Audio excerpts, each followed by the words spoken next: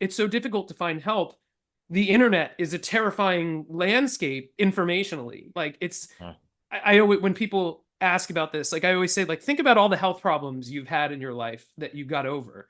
How many times did you go online and write about it and talk about it? Like the vast majority of people don't do that. The only people that go online to talk about it are the ones that haven't figured it out, that are suffering, that are trying to look for answers. Hey everybody, this is Michael Piscos from Mindear, and you're listening to the Tinnitus Unplugged podcast, the show that answers all your tinnitus questions and helps guide you through your tinnitus journey.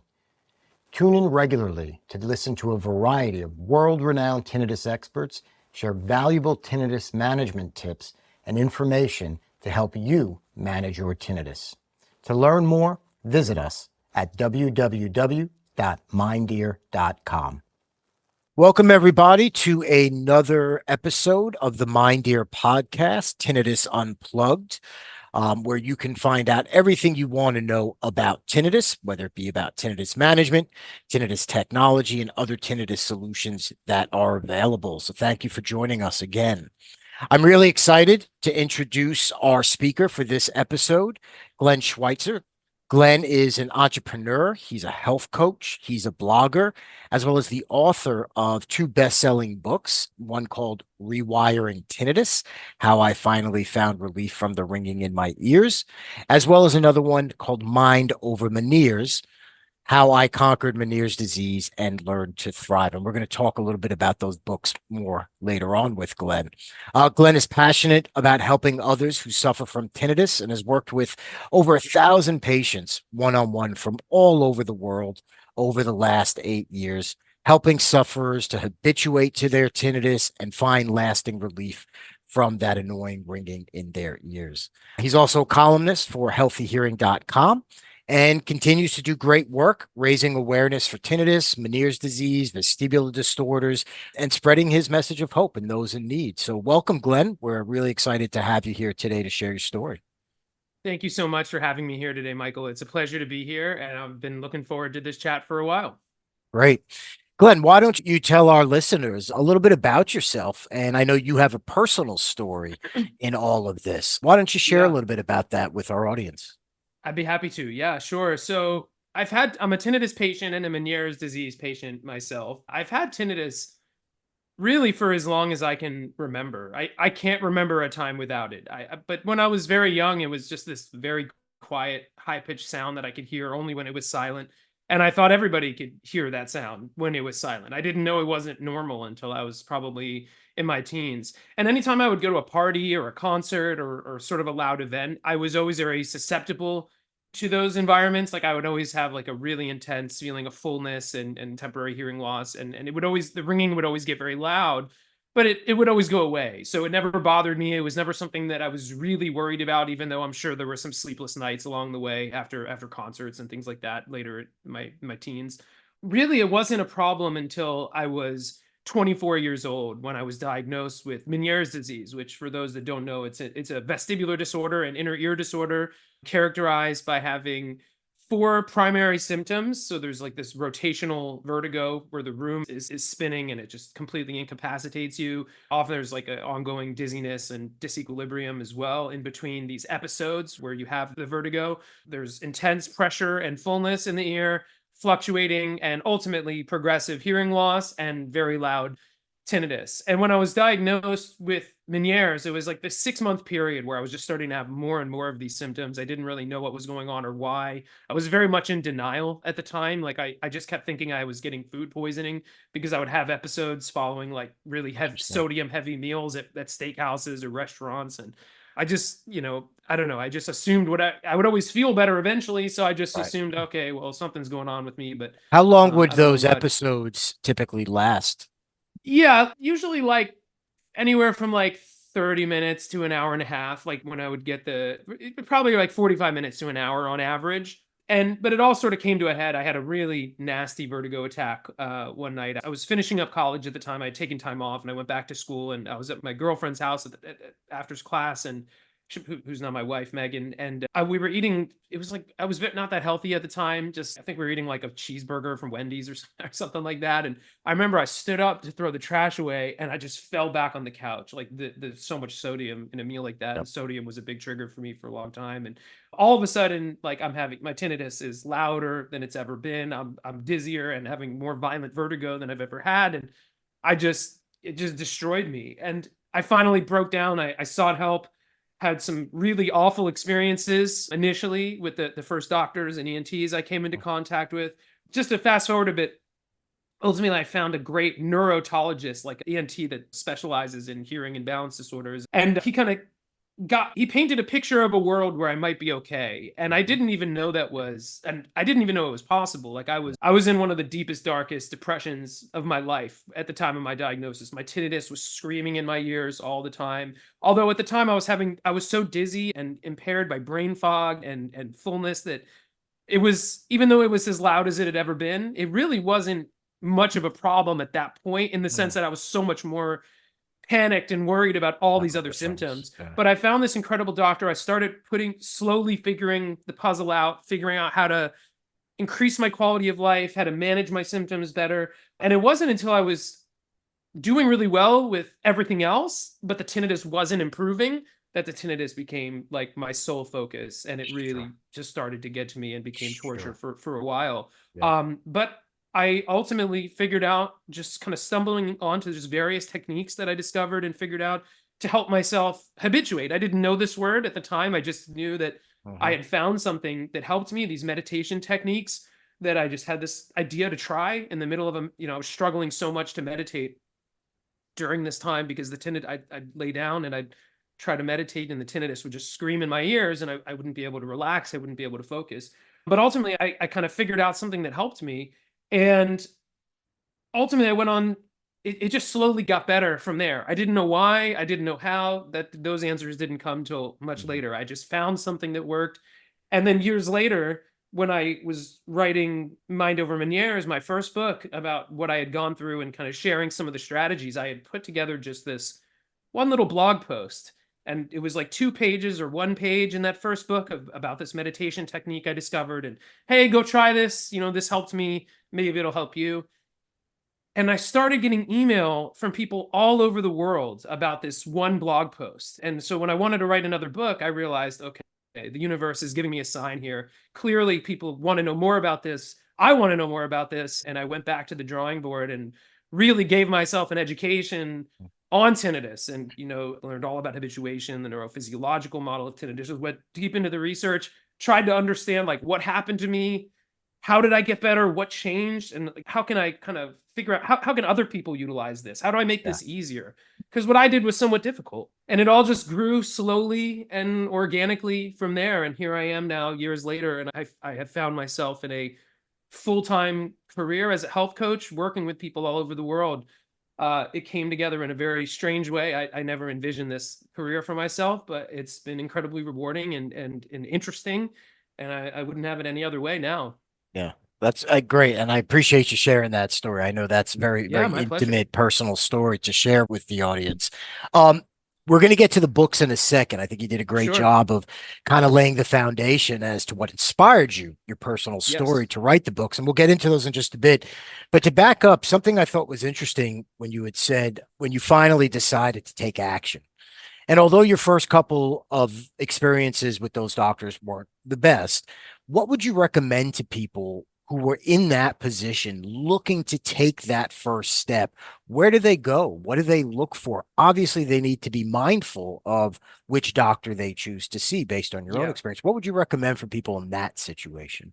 Sure. So are you talking tinnitus specifically or Meniere specifically or Either or really. yeah. So it's a scary place to be, primarily because so few doctors are knowledgeable, like deeply knowledgeable about tinnitus and or Meniere's disease, although tinnitus is a much more prevalent Yeah. problem for Meniere's disease. And in my opinion, the fact that it is such a specialty with health practitioners that that so few are uneducated on it is such a big uphill battle and a Mhm. challenge. And so many doctors will say things like, oh yeah, there's tinnitus, there's nothing really we can do to help you with that.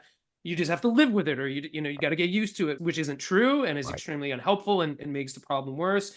And also because it's so difficult to find help, the internet is a terrifying landscape informationally, right? Like I always, when people ask about this, like I always say, like, think about all the health problems you've had in your life that you got over. How many times did you go online and like write about it and talk about it? Like the vast majority of people don't do that. The only people that go online to talk about it are the ones that haven't figured it out, that are suffering, that are trying to look for answers. So the internet becomes filled with just terrifying information. I remember early on in that journey, I read like a study that was done. It was like a meta study that kind of was a quality of life study that looked at people with late stage Meniere's disease. And they found that the quality of life score was lower than people weeks from death with terminal cancer. And like this is the kind of information like Right. going into my brain in Yeah. this very vulnerable Yeah. place where I'm Yeah. just flooded with all this negative Yeah. information. So And that step sets one the is landscape and expectation for a lot of people, which to your point is not helpful. completely. Completely. So step one is you need to find a medical professional that like actually understands what you're going through, has some experience working with patients, isn't going to just write you. And this is going to be a huge challenge for people, depending on where you live, depending on what's available in your area. But things didn't really start to change for me until I found a great doctor. My first doctor had given me some prescriptions to try, gave me a sense of things I could do. And at a certain point, I realized like I can fight for myself. Like I can try at least to get healthy. There are things that I can control, and I should at least try to control those things. I had no hope. I truly thought my life was over, that I was going to go deaf in both ears, that I was just going to be destined. I was destined to just become disabled. So finding a great doctor is one. And then also with tinnitus specifically, like learn more about habituation. It's true, there is no cure for tinnitus necessarily. I mean, it's important to rule out any underlying treatable conditions. If your tinnitus is caused by something treatable, it can be potentially resolved. But for the vast majority of patients, there is no magic fix. Right. But you can get better, right? Mhm. So it's finding the right doctor, learning about habituation, and recognizing that even though it might feel like you're powerless, you're not powerless. There's so many different things you can do to calm the nervous system, to calm yourself, and to start taking steps in the right direction towards relief. Yeah. Yeah, I think that's great. So clearly that kind of takes us into the books that you wrote, which I imagine is kind of explains your journey and your path experiencing both Meniere's and tinnitus. So why don't you talk a little bit about kind of the thought process that went into those books and what you hope those who read it will get out of it? Sure. So it's funny when I didn't set out to just, oh, let me write a book about Meniere's. Like I think at the time I was listening to like self-publishing was becoming popular, and there was a Right. lot of like entrepreneurial podcasters talking about it. And I don't know why I got the idea in my head that maybe I could write a book too, but like I just got this idea in my head. And so I thought to myself, okay, maybe I can write a book. What could I write about? And I just had no idea. And I was just Mhm. trying to think of like, what do I know about? What might be helpful? And it was almost like an afterthought. It's like, that health thing, that Meniere's thing, like nearly destroyed me. And I'm living a great life now. Like, I bet people would want to know about like what I figured out and how I put the pieces together. And I was like, okay. I still have like the post-it. I wrote down like a list of 10 Mhm. things potentially that like I did and that's Great. where it just grew from Yeah. there. I Yeah. just sat down and wrote a little bit every day. The book is sort of one part, both books, same format, like one part autobiographical of just sort of detailing my journey and the suffering and the trial and error and the challenges and tribulations that I experienced. But I really wanted to make the book very actionable. Like, here are some techniques and strategies and tools and things that work for me, tools you can go try yourself, right? Like, even in my health coaching, I'm very much of this mindset, like taking and I guess maybe that's the difference. I'm not a therapist, so I'm much more taking a very proactive approach. Like, I find that in absence of being able to just treat an underlying cause, what everyone is looking for is like, what do I need to do to start feeling better? Like, what Mhm. tools can help me? What strategies can I use? Right. Yeah. And so in the book, I really tried to detail like concrete steps and tools and actions that people can go and try and Mhm. utilize and see for themselves. Does every single tool and strategy work for everybody? Of Of course course not. not. There's Right. so many differences case by case, but I tried to really make it wide ranging in the sort of approach I took with Sounds like both there books. should be something in there for everybody. They just might have to find what it is, and it might be multiple things as well. Sure, Yeah. exactly. I really, but ultimately, what I tried to do was just take what I did and try to figure out, knowing everything I know now, what could have made this easier? Even though I found the pathway to where I wanted to get to, Mhm. like, what could I have added? Like, what would have made this even easier for me? Like, if I knew everything now, like, because I could have made things so much easier on myself. But Like, I hindsight's literally, like, always just 2020, right? exactly, yeah. I feel like I got lucky. Like, we can certainly, if you want to, we can touch on the meditation technique. So Sure. Yeah. just very quickly, the center of my tinnitus approach and what helped me was, I was, like I said before, I was struggling to meditate. I was a long-term meditator and I suddenly couldn't do it anymore. And it was devastating. Like, this was a time in Sure. my life where I needed that more than anything. Like, that it was the thing that helped me to finally better deal with my anxiety that I had dealt with for a long time. Like, it was so important to me, right? This practice of meditation. And I suddenly couldn't do it anymore. I would sit down and I would focus on the breath and I would try to ignore the ringing, and I couldn't. It was driving me crazy. And just one day, I had this thought, like, I'm trying so hard to ignore the ringing and I'm failing every time. Like, what if I just focus on the ringing instead?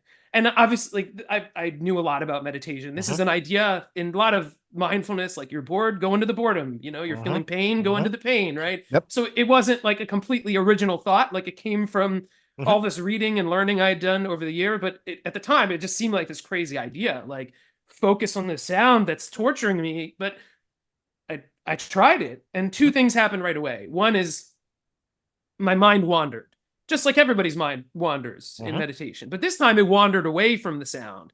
And I suddenly realized, like, it was hard to stay focused on it. And when I was wandering, I wasn't hearing it anymore. It was like I was distracted, right? So that was very interesting to me. Like, that immediately I was like, whoa, like, what just happened? And then when it was over, I had finally relaxed a little bit again for the first time in like weeks. And I wouldn't say that the tinnitus was quieter. It kind of felt quieter, but in hindsight, I realized it just wasn't bothering me quite as intensely. And so it Hmm. didn't feel as loud. I had calmed down around it a bit. And now it didn't last long, but I was like, okay, like, this worked. I figured something out. I'm just going to keep doing this. And I Hmm. just kept doing it. And I was starting to get into really deep meditative states, and I like, looking back, like, I habituated very quickly. Ultimately, like, I got to a point where I was living really well in a matter of weeks, probably, and then I probably fully habituated in a month or two, which is remarkably fast. And I really That's just attribute wonderful. that to the fact that I had meditated for so many years Yeah. prior, and then once I figured out how to make it work, Yeah. and what I realize now is just that there's nothing magical about the breath or a mantra or anything else you can focus on when you meditate. By focusing on the tinnitus and getting into that meditative state, I was sort of giving my nervous system this experience of relaxation that it Hmm. wasn't having with my tinnitus at any other time to associate with the tinnitus. I think of it as like a kind of like relaxed exposure therapy, right? And I know exposure therapy is Exactly. used in some cases with tinnitus. Well, but And I so this is think a that's step a great further. point because as I'm glad you said that because in my mind I was thinking a little bit about exposure therapy. And some people may think that's weird because if you're struggling with tinnitus, you're exposed, you're listening, but the difference here is the intentional listening Yes, versus the unintentional where it now is more bothersome. And it's almost as if you exactly. stepped into it and you You're creating a realize coming safe out of it, space. correct, it was what you weren't as fearful of it anymore once you Exactly. step towards it, which is foundationally very similar to exposure therapy in some ways. So I Exactly. can absolutely Just see that. adding this extra relaxation Yeah. component to, like, even more powerful, like, positive reinforcement. But even just, someone who's like afraid of snakes, like, Mhm. or afraid of heights, you can gradually expose them to greater heights. And as their nervous system settles, it's like the fear disappears sort of in proportion to their courage. But by adding this, because meditation is inherently a relaxing mental exercise. And even though I was focusing on this very anxiety provoking sensory signal, like, once I got over that hump, it's like my brain was like almost like associate. I looked forward to it. Like, getting, eventually, it's like just focusing on my tinnitus, it's like my brain's like, oh, right, we're relaxing now. It's that thing we do every day, right? So it Hmm. just, and it all just evolved. It evolved Yeah. from there, and this Yeah. is sort of at the core of like the approach that I teach and the people that I work with, and in my book, and tons of other strategies in support of this. You don't just need to be listening to your tinnitus all the time, Sure. but this is the strategy that really helped me along the way, and was sort of like the Yeah. genesis of the rewiring tinnitus book. That's an amazing story, and there's a couple things you mentioned that I'd like to highlight to our listeners. Is one, you talked about habituating remarkably quick within a matter of Yes. weeks to a month. And what I think's great about that is research often talks about that kind of 3 to 6 month average time of when people will start to feel that habituation. I think it's important for our viewers to understand that it's an average for a reason. And that's Yes. because there are people like yourself who something just clicks right for them. They Yeah. now identified something that allows them to manage this, and and if you find that, you can habituate very quickly in some cases. Yes. However, Agreed. there Yeah. are other individuals who struggle a bit more to get to the same place, no Totally. different than It working takes out. longer sometimes. Yeah, Everybody's exactly. different. Everybody's coming into this with different Hmm. mental health issues, different backgrounds, Exactly. different personality types. All of these things are Yeah. variables. But I firmly believe what I'm about to say, which is that though every most people will habituate naturally to some degree, doing nothing to help themselves. It might take a very long time, but most people will get to some level of coping, even if they just do nothing and wait. But I truly believe that everybody has the capacity to work to habituate, to try to actively facilitate these changes, and can, even if you're in a situation where it might not be possible to fully habituate. Like, I'm sure there's some volume of tinnitus, some situation where, and I have seen cases like this, where to get to a point where you're just not really noticing it anymore is Mhm. an unlikely outcome.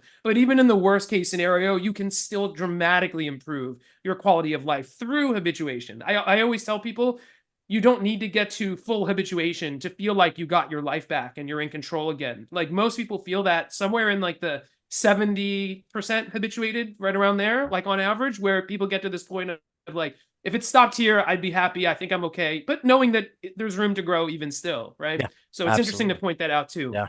Yeah, You don't need to be fully habituated to get your life back. very similar to weight loss. Like you don't have to meet the ultimate target, but you can It's a still good be analogy. feeling a lot better at the Totally. 60, 70% mark of your weight loss. Exactly. Even at Hoping to 25%, even at 30%. 25%, exactly. And Yes, that's important, I think, for listeners to remember is that absolutely. small gains equal big changes after a while, right? Completely. Don't despair if you're not someone who doesn't habituate in 2 or 3 weeks. It might just take a little bit longer. You may just need to identify some more of those tools in order to trigger that habituation. So that's great. So you had mentioned, mindfulness and stepping into your tinnitus, as Yes. well as meditation's been obviously something you've practiced Yes. for a long time. What are some of the other tips that worked for Yes. you, or even that may not have worked for you, but you've seen work for other people that you could pass No, along? sure. Sure. It's a great question. So with my strategy, when I work with people, meditation is sort of like the engine powering the car with my approach to this. But it still takes time. Like we were just saying a minute ago, for everyone, it takes time. It's up and down. It's never linear. And so having all kinds of coping tools and coping strategies and techniques is incredibly important to support you along the way, to improve your confidence, to improve quality of life in the short term and the long term. And so there's all kinds of different things that I'll teach, but I just list a couple things that I think are kind of interesting and helpful for people out there. So one is this idea that I call multisensory coping or multisensory distraction. And a colleague of mine who you may know, Dr. Ben Thompson, who Mhm, founded Trouble Health, who's become a friend over the years, mhm. we've collaborated a bit. He has this great analogy. He says that tinnitus is like being in a pitch black, silent room and somebody shining like a bright flashlight in your eyes. It's all you can see, it's all you can notice. Masking, he says, is like turning lamps on in that room, right? You can see everything else. There's still a light in your eyes, but you can see everything else. So the signal's Yep. reduced. Starts to blend in. Yep. Multisensory coping is about trying to activate as many of your senses as you can at once when you're trying to cope or distract yourself by combining tools. Like, Mhm. nobody ever said you can only do one thing at a time. You can get in a hot bath, you can put on your favorite album, you can do breathing exercise and a body scan all at the same time. You can put on a podcast, go for a walk at the beach with your dog, right? Like the more of the sense, like activating all of your senses into a distraction is like inviting all of your friends and family into that room that Ben was talking about for a night of dinner and celebration and drinks and dancing. It's like you could choose to look at the flashlight if you want to, but there's so much going on in that room that you're probably not going to notice it unless you look for it deliberately. So, like, what I always tell people is like, when in doubt, activate more of your senses when you're trying to distract yourself, and that'll often lead to a greater outcome in that moment. And that's just like a simple strategy that people can sort of apply to any situation of coping, really. So that was one thing. Having a lot of breathing techniques and relaxation techniques. I'm really big on that kind of thing too. There's millions of mental and physical and there's so many, but just one really helpful breathing technique that I'll throw out there that I always like to teach to my clients. And I won't go into the full thing right now. I'll kind of give the short version of this, but it's called the 4-7-8 breathing technique. It was popularized by this really amazing doctor named Dr. Andrew Weil, as far as I can tell. And if you look up 4-7-8 breathing on Google, you will find, I'm sure, his video of him teaching this. So the basic structure is you breathe in through your nose for 4 seconds, you hold the breath for 7 seconds, and you breathe out for 8 seconds. And this is sort of like, it seems to be like the magic ratio of timing for just like activating the parasympathetic nervous system, slowing the heart rate, inducing relaxation in the nervous system. So having techniques like that, just simple things that you can use in the moment when you're feeling anxiety to minimize your distress, things like that can be really helpful. So like I'm really big on breathing techniques, relaxation techniques, mind body techniques, things like along those lines. Masking and sound therapy obviously is important. I'm not really teaching tinnitus retraining therapy, so like it's not the end all. It's not the most important thing when I'm working with people, but I like to think of masking as like the simplest coping tool. It's the one thing that takes no effort, right? And people I think get stuck because if you don't like if you're told to try white noise and you don't like white noise, it's like that might not help you so much. Yeah. And that's a bit of a silly recommendation these days when we literally have access to billions of sounds. Literally any type of sound you can imagine. And just so finding some sounds that blend nicely with your tinnitus that you're comfortable to listen to, you find soothing, and mixing it up if something isn't working for you. And you had even mentioned earlier things like audiobooks and podcasts, even not just the traditional, or both at the same time. Like, for example, an app I love for sound therapy, and I know there's many. I know Mindear has great sounds in the app. Just one dedicated nature sounds app I've always liked is this one called Nature Space. And I don't know if the Mindear app does this or not. What I'm about to say, it'd be a good feature if it doesn't, which is the ability to play the sounds over other sounds being played on the iPhone excellent. Yeah. So you can have nature sounds in the Mindear app going, and you can have your podcast going at the same time. So that I have to check. I'm not exactly sure. What Mindear does is it allows you, each soundscape has 5 unique sounds. So you can adjust, kind of like an equalizer. That's great too. Customize it. But that's a good suggestion about being able to overlay it on accompanying. Combining sound. There's nothing wrong with that, especially if listening to like ocean sounds while you listen to a podcast makes the podcast enjoyable and you can actually relax a bit and get lost in that. Like definitely do that. Great right. Suggestion. So so masking is a big thing too. As long as you can still hear your tinnitus a bit through the masking and you're not listening at a dangerous volume level, my advice is always like the more the better. It won't become a crutch that you can't live without. Usually the more you use it in that way early on, the quicker you'll get to the point where you don't need it as much or you don't need it at all ultimately. So sound therapy is obviously a big one. So I teach all different kinds of techniques and strategies, but those are a couple good ones that I wanted to share with everybody today. Those are great recommendations, and I'm glad you talk being more creative than just thinking about the traditional sounds that we've heard, like white noise and nature sounds, because there are so many sound options available today with the technology that we have. And it's about finding what works and resonates best with you. So that's wonderful. I'll say one more thing about that too. Yeah, please. Like, for people who are sound sensitive and are dealing with hyperacusis or other sound tolerance issues, and they think or their tinnitus has a reactive sort of element to it, and it feels like any sound they put on, it's just getting louder. I always say, I've yet to find a single person who couldn't find at least one sound that was helpful. And what I always say is, even if it feels like no sounds are helpful, just keep looking. Just because you haven't found one yet doesn't mean there isn't something out there that would be helpful. And it might be a matter of literally sitting down and trying dozens and dozens of sounds but I've yet to find a single person who couldn't find at least something to help them on the sound therapy front when they sat down and looked hard enough. Yeah. So I just Yeah. want to throw that with That's a great suggestion. Before we wrap up, I've got one question that often comes sure. up from a lot of our members. When people experience spikes in their tinnitus, I'm sure you've probably experienced that through your own journey. Oh yeah. What can you recommend in that moment for people when they're experiencing that spike?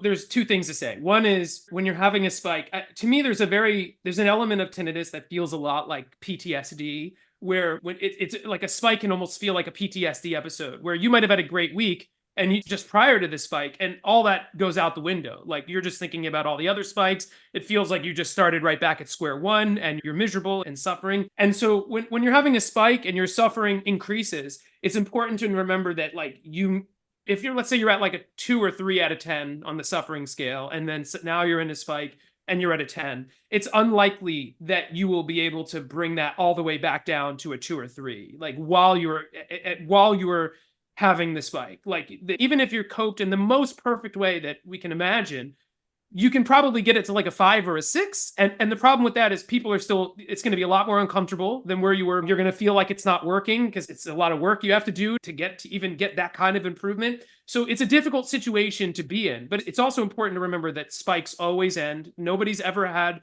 a moment of their tinnitus where they thought, oh my God, what if it stays like this? How am I, the emotional intensity of that moment will pass eventually and you'll get back to where you want to be. Yeah. And so really the best thing you can do is just try to catch yourself, like try to start to dealing with it right away if you can, and not just be swept away by the anxiety. And really, it's a matter of just doubling and tripling down, in my opinion, on anything and everything that masks the sound, and mixing up the masking, because if it's suddenly louder, whatever you were using for masking before may not be the right option for you then. It might not be as helpful. You might need something completely different in that moment. Yeah. Distraction and anything that relaxes you mentally or physically, and combinations of the three, and just keeping up an active, nonstop coping effort. It's exhausting. It's never fun, but you can make a pretty meaningful dent in the suffering. And it's worth doing that, because not doing it will take a much greater cumulative emotional toll on you by the time the spike ends. And that's like just in a very quick kind of Yeah. broad strokes. That is sort Yeah. of my philosophy of helping people to deal with spikes, and like the strategy that I tend to recommend. That's great advice. And I hope many of our listeners take comfort in you sharing that with us. As we wrap up here, you've gone through this for a number of years now, close to a decade, I think you said a little bit earlier. It's like You've 8 or 9 years seen now. 8, 9 years. So you've seen new protocols come out. You've seen new technology and solutions come out. Yeah. How do you feel about where the current state of tinnitus management is, and where would you like to see it go in the coming 5 to 10 years? Yeah, I still think the industry needs to mature a lot. Like I've always felt like there shouldn't be a need for a person like me, like a non-medical professional, like just a health coach or peer support type Mhm. service. Though I understand like the need. So it's gotten better. There's a lot more like options available to people like Mind Ear, right? But than Yep. there ever was before, and yet there's still this massive lack of understanding. Like the fact that tinnitus retraining therapy has been around since the 90s. Like, Mhm. why doesn't every audiologist know that? Even if they haven't specialized, like the fact that every audiologist and ENT isn't at least aware of that and trying to get people to try hearing aids or anything at all, that's a huge gap that needs to be somehow bridged before like people can start getting meaningful help. But honestly, like the one thing that gives me some hope is it seems like a lot of everyone wants a cure. And I think that one day we'll have that for a lot of types of tinnitus. But in the meantime, before that happens, I suspect we're going to have a lot better like technology assisted means of habituation. And like Uh-huh. I've tried to incorporate some interesting technology and different things into the work I do. And the bimodal stimulation products kind of fall into that category a Mhm. bit of technology assisted habituation. I think people get Yep. the wrong idea. I think people go into some of these treatments thinking they're curing their tinnitus when really it's just trying to help them Yeah. reduce the stress and habituate.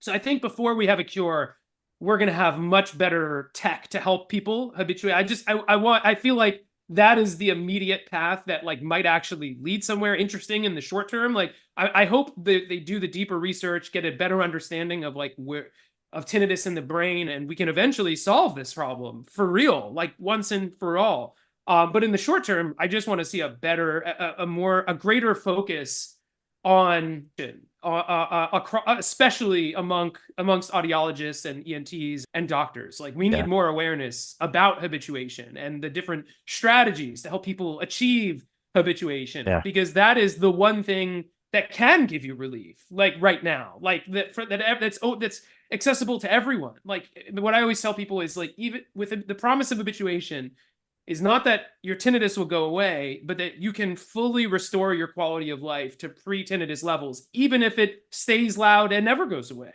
Yeah. Like my tinnitus today is still very loud, and yet I don't hear it. I don't think about it 99% of the time. And when I do hear it, nothing happens. There's no emotional response. I'm not scared. I'm at the point now where I can talk to people about their tinnitus all day, every day, and not even hear my own tinnitus Yeah. anymore. And I still deal with all kinds of crazy spikes and difficult moments because of Meniere's. Like I'll get weird fluctuations and crazy spikes, and yet I can handle that now. Like if I even need to do anything, if it even rises to that level, I'm able to manage it quickly. So I've sort of developed some long term stuff as well. But more focus, more awareness on habituation and tools to Yeah. facilitate habituation, new tech. That's what most Yeah. interests me in the short term.